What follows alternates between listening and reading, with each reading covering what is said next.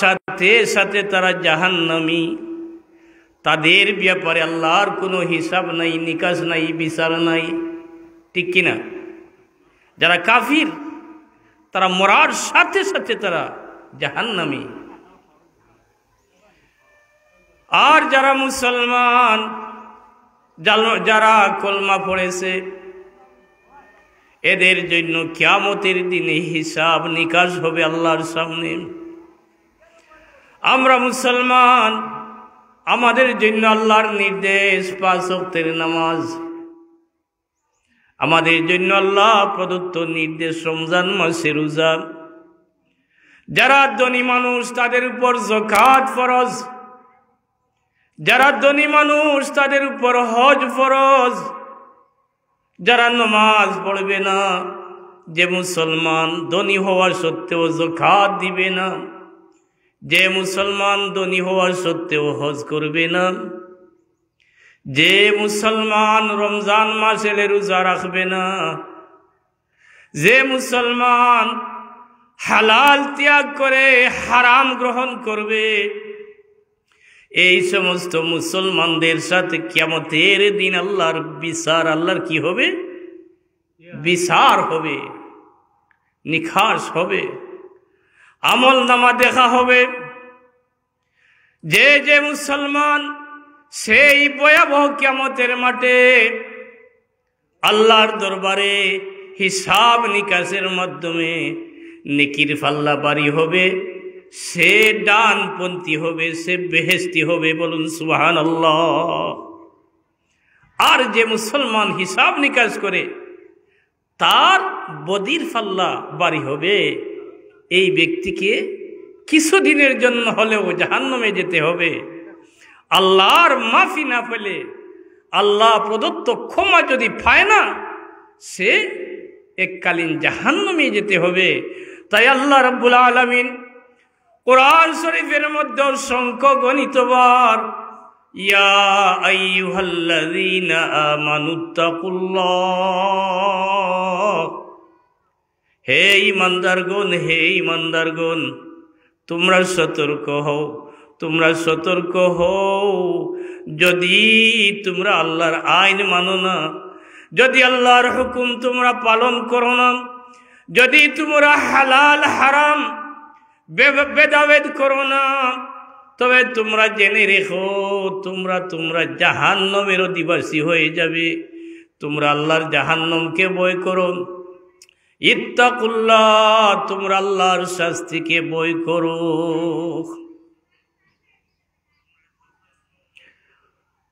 এরপরে আল্লাহ রাব্বুল আলামিন বলেন ওয়াবতাগু ইলাইহিল ওয়াসিলা, হে দুনিয়ার মুমিন মুসলমানেরা, ওয়াবতাগু, তোমরা তালাশ করো, তোমরা খুঁজো, তোমরা অন্বেষণ করো, ইলাইহিল ওয়াসিলা, আল্লাহর নৈকট্য লাভের মাধ্যম তোমরা গ্রহণ করো, আল্লাহর মায়া পাওয়ার মাধ্যম তোমরা ধরো। বলুন সুবহানাল্লাহ। আমরা আল্লাহ রাব্বুল আলামিনের নৈকট্যতা চাই, আমরা আল্লাহ রাব্বুল আলামিনের ভালোবাসা চাই, ঠিক কিনা? আমরা আল্লাহর প্রিয় বান্দা হতে চাই, আমরা আল্লাহর মায়ার বান্দা হতে চাই, আমরা আল্লাহর মায়ার বান্দা বান্দির মধ্যে শামিল হতে চাই। এই আল্লাহর মায়ার বান্দা এবং বান্দির মধ্যে শামিল হতে হলে ওয়াবতাগু, তোমরা তালাশ করো কিভাবে তোমরা আল্লাহর মায়ার হতে পারো, কিভাবে তোমরা আল্লাহর নৈকট্য লাভ করতে পারো, সেই সমস্ত অবলম্বন তোমরা অন্বেষণ করো। সুবহানাল্লাহ।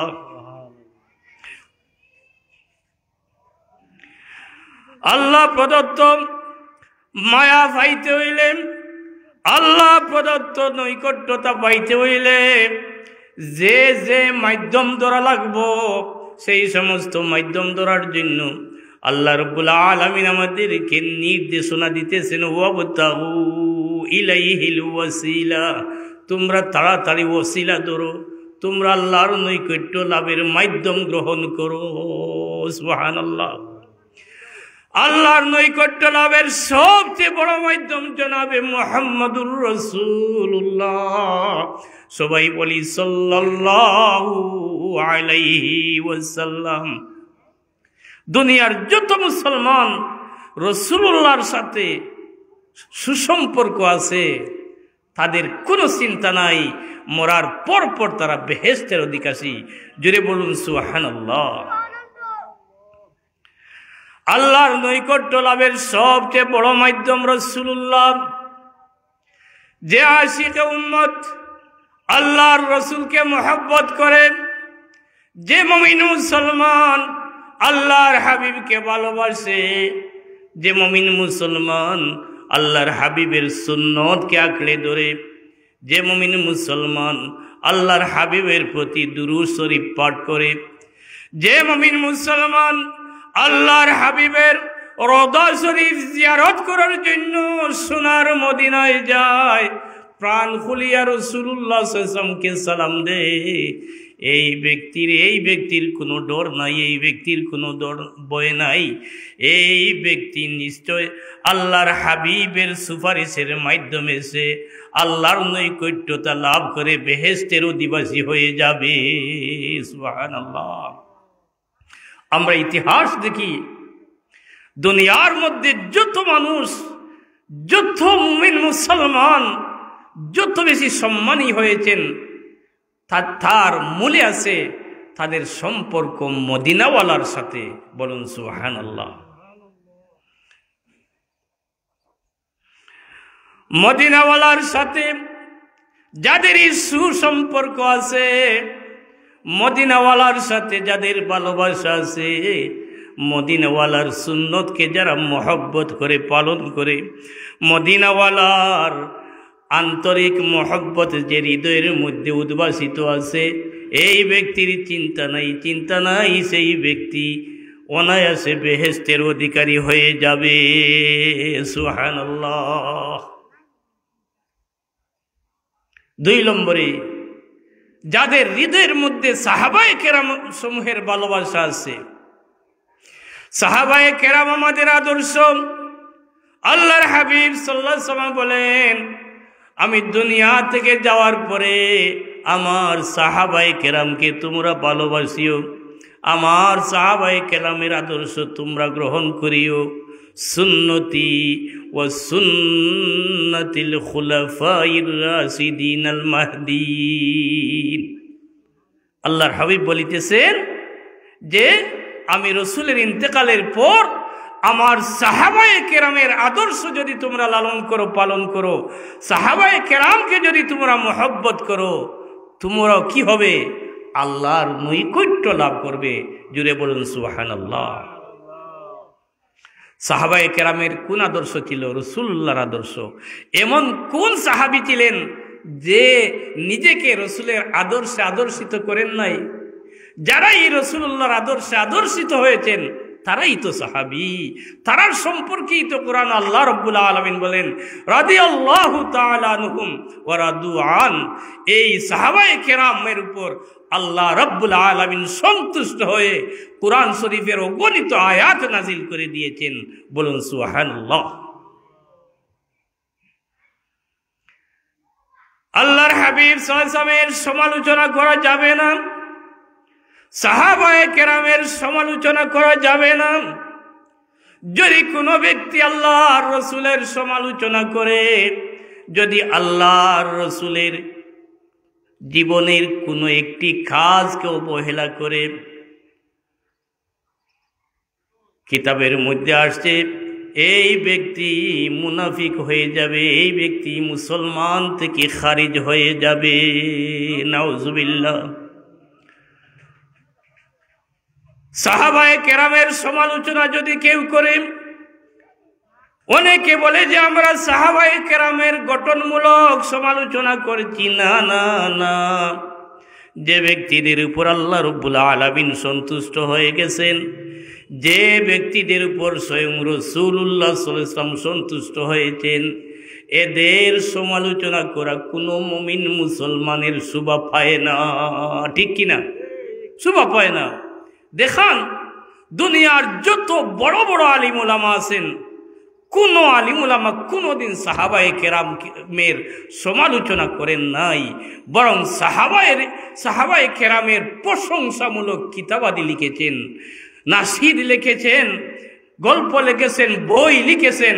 সাহাবায়ে কেরামের প্রশংসা সুলভ, তাদের মধ্যে যে নবী প্রেম ছিল, সেই নবী প্রেম উলামায়ে কেরাম দিনের পর দিন বয়ান করে বেড়াইতেছেন। বলুন সুবহানাল্লাহ। এরপরে যাদের মাধ্যমে আমরা আল্লাহর নৈকট্য লাভ করতে পারি তারা কারা? ওয়াবতাগু ইলাইহিল ওয়াসিলা। আল্লাহ রাব্বুল আলামিন বলেন, তোমরা আমি আল্লাহর নৈকট্য লাভের মাধ্যম ধরো। ওয়াসিলাতুন শব্দের অর্থ হইল মাধ্যম, ওয়াসিলা অর্থ হইল মাধ্যম। আমরা কোর্টে গেলে ওকিলের ওসিলা লইয়া ম্যাজিস্ট্রেটের সাথে আমার কথা বলি, ঠিক কিনা? ওসিলা ধরতে হয়, মাধ্যম ধরতে হয়। আমরা সাহাবায়ে কেরামের পরে যাদের মাধ্যম ধরব তাদের নাম কি? তাদের নাম হচ্ছে ওলি আল্লাহ। বলুন সুবহানাল্লাহ। সাহাবায়ে কেরামের পরে যুগ যুগ ধরে যে সকল মুমিন মুসলমানেরা আল্লাহর নৈকট্যতা লাভ করেছেন তাদের উপাধি দেয়া হয়েছে ওলিউল্লাহ। তাদের নাম কি? তাদের প্রশংসা কি? তাদের গুণগান কি? ওলিউল্লাহ, আল্লাহর বন্ধু। ওলিউন শব্দের অর্থ কি? বন্ধু। ওলিউন শব্দের অর্থ কি? আপনজন। ওলিউন শব্দের অর্থ কি? মায়ার মানুষ। বলুন সুবহানাল্লাহ। এই ওলি আল্লাহদের প্রশংসা কোরআন শরীফের মধ্যে আল্লাহ রাব্বুল আলামিন অসংখ্য গণিতবার বর্ণনা করেছেন। এই ওলিদের উপর আল্লাহ রাব্বুল আলামিন খুশি হয়ে তাদের প্রশংসামূলক আয়াত কোরআনের মধ্যে নাজিল হয়েছে। সুবহানাল্লাহ। শুধু আমাদের রসুলের উম্মতেরা যে ওলি হয় তা নয়, হযরত ঈসা আলাইহিস সালাতু ওয়াস সালামের উম্মতদের মধ্যে একদল মানুষ আল্লাহর ওলি ছিল। মূসা আলাইহিস সালামের উম্মতদের মধ্যে একজন মানুষ আল্লাহর ওলি ছিল। শুধু যে পুরুষের আল্লাহর ওলি হয় তা নয়, অসংখ্য গণিত নারীগণ আল্লাহর ওলিতে রূপান্তরিত হয়েছে।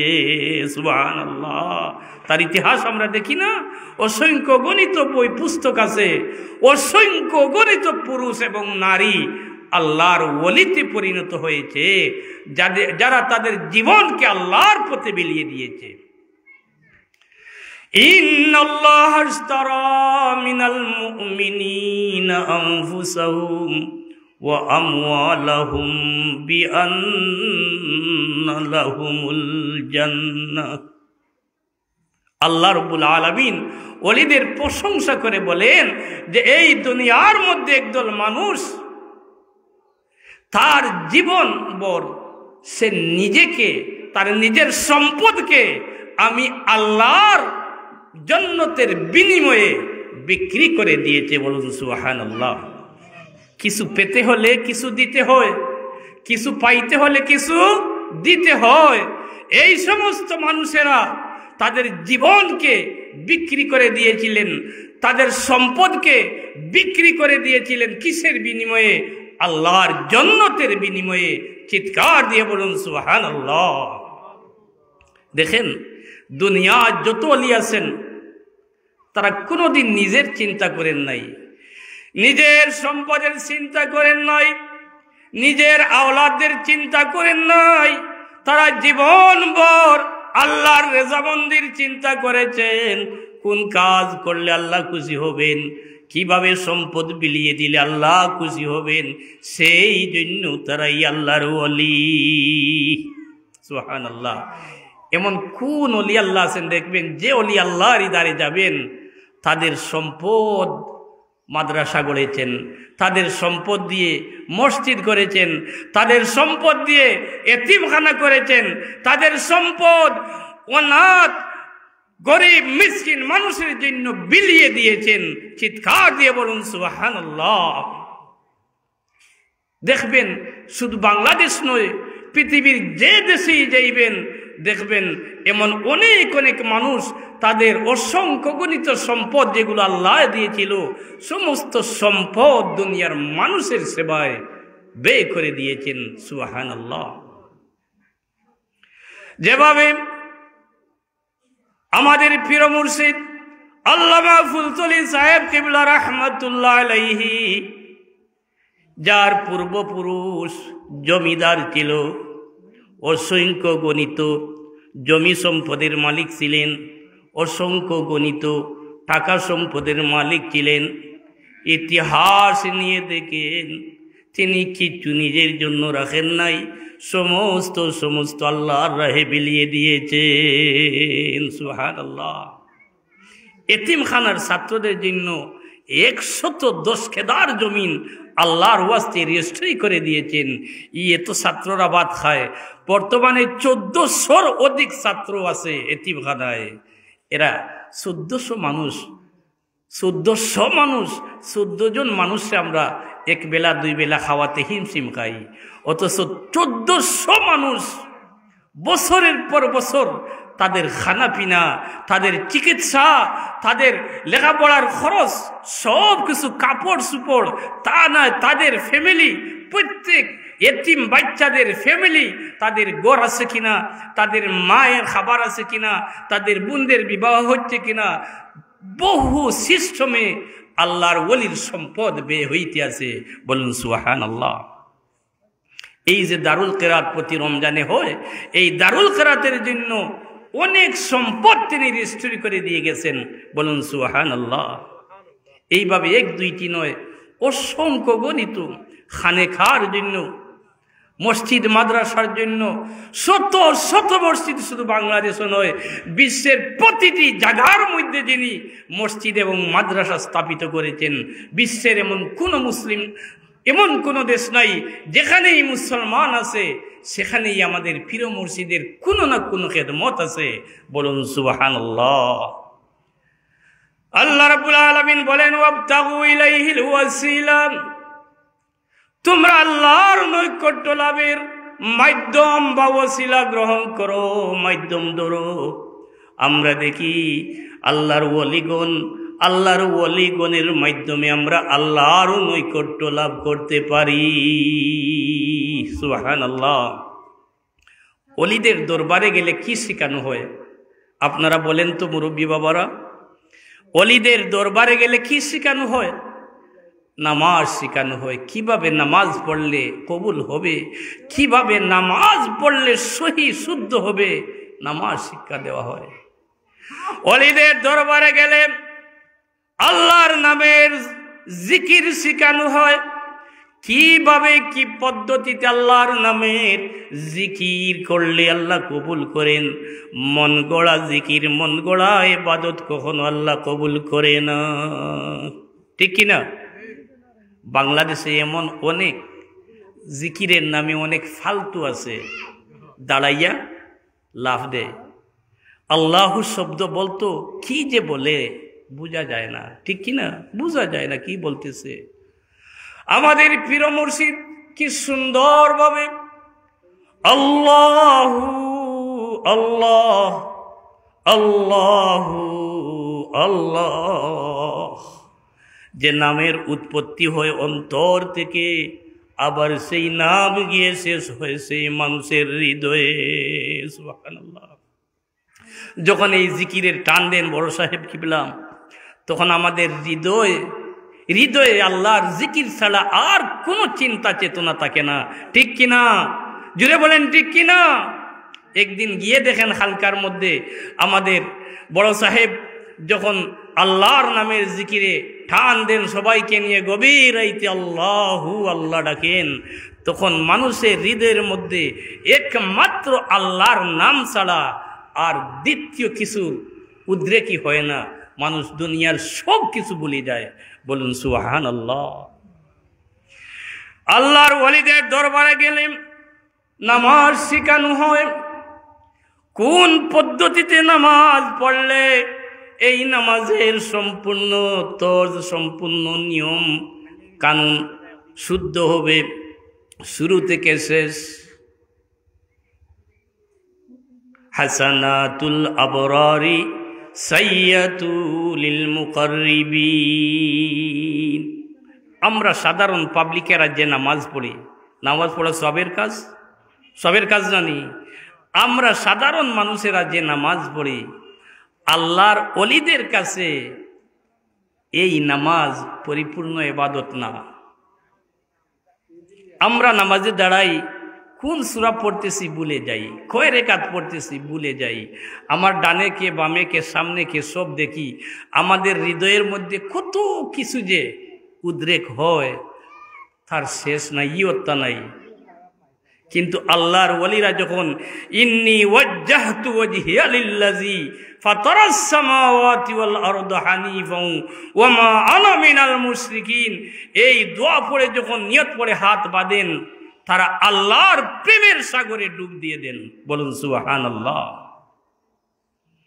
তারা এত মধুর, এত সুন্দরভাবে আল্লাহর ধ্যানে নামাজ পড়েন, সমস্ত নামাজ শেষ হওয়ার আগ পর্যন্ত তাদের হৃদয়ের মধ্যে একমাত্র আল্লাহর অনুভূতি ছাড়া, এই সূরা কেরাত তসবিহ তাহলিলের উচ্চারণ ছাড়া আর দুনিয়ার কোনো কিছু মনে থাকে না। বলুন সুবহানাল্লাহ। সাহাবায়ে কেরামের নামাজের ইতিহাস দেখেন, কিভাবে তারা নামাজ পড়েছেন। যুগে যুগে আল্লাহর ওলিগণ কিভাবে নামাজ পড়েন, আল্লাহর ওলিদের দরবারে গেলে সেই নামাজ শিক্ষা দেয়া হয়। বলুন সুবহানাল্লাহ। আল্লাহর ওলিদের দরবারে গেলে কিভাবে রোজা রাখতে হয় শিক্ষা দেওয়া হয়। আমরা রোজা রাখি ঠিক, রোজার হক আদায় করতে পারি না। আজটা দিন উপবাস থাকলাম, কিন্তু অনেক লঘু কথাও বললাম, ফাহেসা কথা বললাম, অনর্থক কথা বলি, অশ্লীল কথা বলি, খারাপ কথা বলি, খারাপ কাজ করি, আবার রোজাও রাখি। আল্লাহর ওলিরা যখন সেহরি খান, ইফতার করার আগ পর্যন্ত একটাও অনর্থক কথা বলেন না। সুবহানাল্লাহ। সমস্ত দিন কোরআন তেলাওয়াত, সমস্ত দিন জিকির আজকার, সমস্ত দিন তালিম, সমস্ত দিন আল্লাহর ধ্যান ধারণা করেন। বলুন সুবহানাল্লাহ। আল্লাহর ওলিরা এই সমস্ত আমাদেরকে শিক্ষা দেন, দিয়ে আল্লাহর নৈকট্য লাভ করান। বলুন সুবহানাল্লাহ। এজন্য আল্লাহ বলিতেছেন ওয়াবতাগু ইলাইহিল ওয়াসিলা, আল্লাহর নৈকট্য লাভের, আল্লাহর প্রিয় বান্দা হওয়ার জন্য তোমরা ওসিলা তালাশ করো, মাধ্যম তালাশ করো, যার কাছে গেলে তোমরা আল্লাহর মায়া পাবে, আল্লাহর নৈকট্যতা হাসিল করবে, আল্লাহর প্রিয় বান্দা হবে, আল্লাহর ওলিতে রূপান্তরিত হবে। তাদের ওসিলা ধরো, তাদের মাধ্যম ধরো, তাদের সুপারিশ ধরো। সুবহানাল্লাহ।